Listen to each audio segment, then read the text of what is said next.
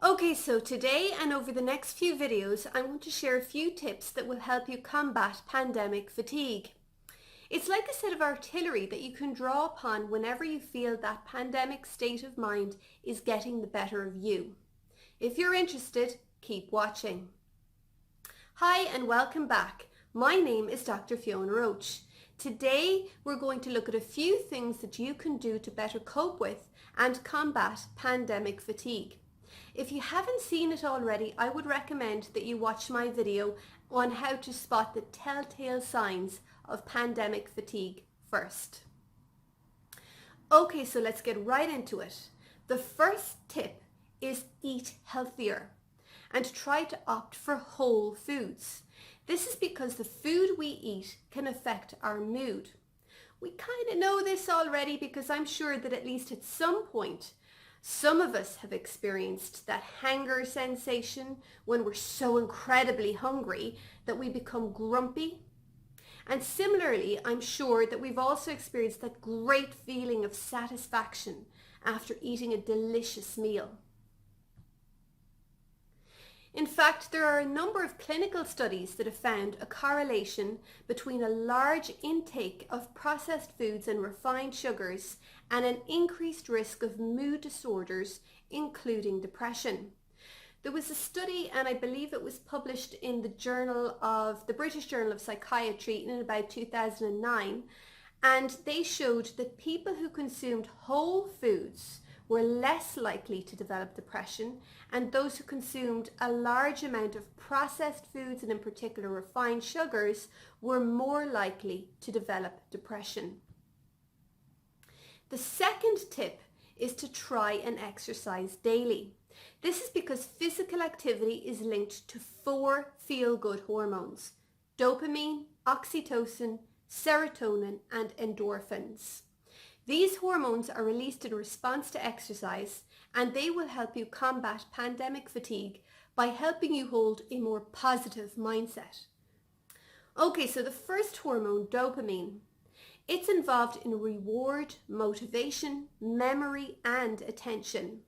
So exercise-induced release of dopamine will help with both the emotional symptoms of pandemic fatigue by improving your mood, and it will also help stave off the mental telltale signs of pandemic fatigue by improving memory and attention.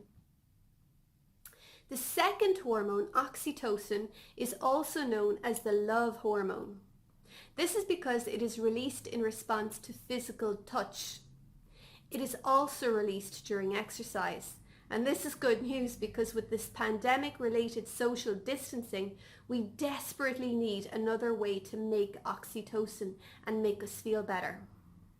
Exercise-induced release of oxytocin can help combat pandemic fatigue by reducing stress and anxiety. The third hormone, serotonin, influences a variety of things, ranging from mood, appetite, sleep, thermoregulation, memory, learning, and even sexual desire.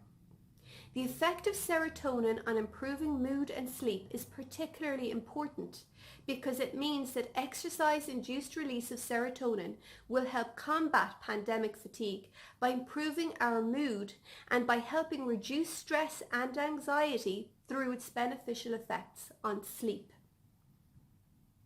The fourth hormone, endorphins, are specifically released in response to pain and stress as a result of prolonged continuous exercise. This means that exercise-induced endorphin release occurs primarily in the context of high-intensity and strenuous workouts. Endorphins make you feel good and generate a sense of euphoria through their interaction with opiate receptors in the body, which also reduce the perception of pain. Endorphins also help boost the immune system by activating white blood cells, the fighter cells in our body that help protect us against disease and infection.